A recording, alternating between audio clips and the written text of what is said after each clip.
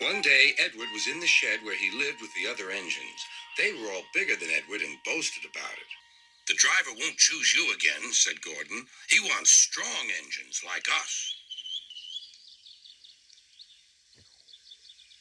But the driver and fireman felt sorry for Edward.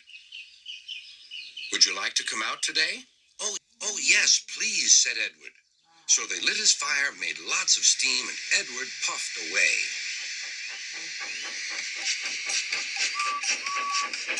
The other engines were very cross at being left behind.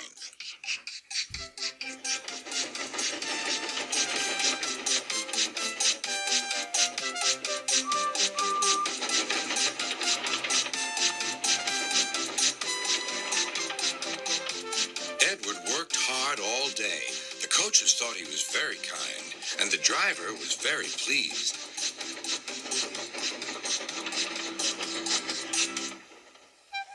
"I'm going out again tomorrow," Edward told the other engines that night.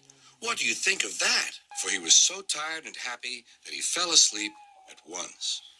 Next morning, Edward woke up to find nothing had changed. Gordon was still boasting.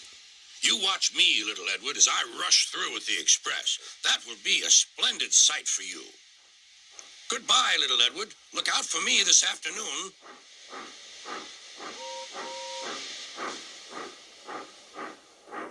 Edward went off to do some shunting.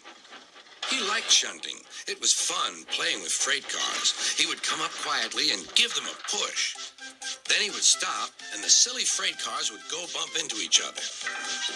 "Oh," they cried, "whatever is happening?"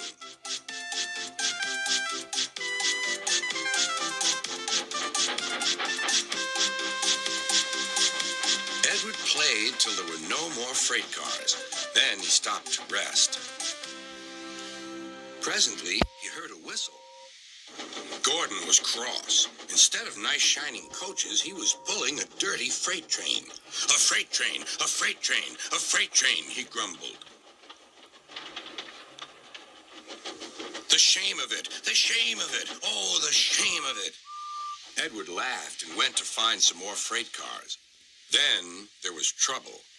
"Gordon can't get up the hill," the porter called to Edward's driver. "Will you take Edward and push him, please?" They found Gordon halfway up. And very cross. His driver and fireman were talking to him severely. "You're not trying." "I can't do it," said Gordon. "The noisy freight cars hold an engine back so." Edward's driver came up. "We've come to push." "No use at all," said Gordon. "You wait and see," replied Edward's driver. They brought the train back to the bottom of the hill.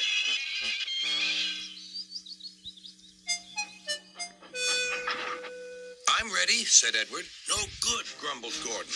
They pulled and pushed as hard as they could.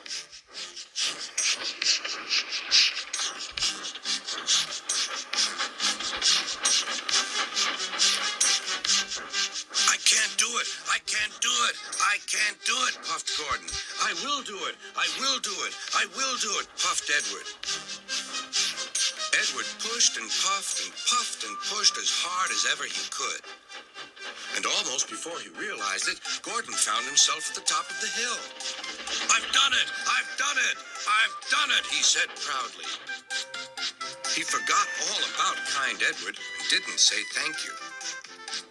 Edward was left out of breath and far behind, but he was happy because he had been so helpful. At the next station, he found that the driver and fireman were very pleased with him. The fireman gave him a nice long drink, and the driver said, "I'll get out my paint tomorrow and give you a beautiful coat of blue with red stripes. Then you'll be the smartest engine in the shed."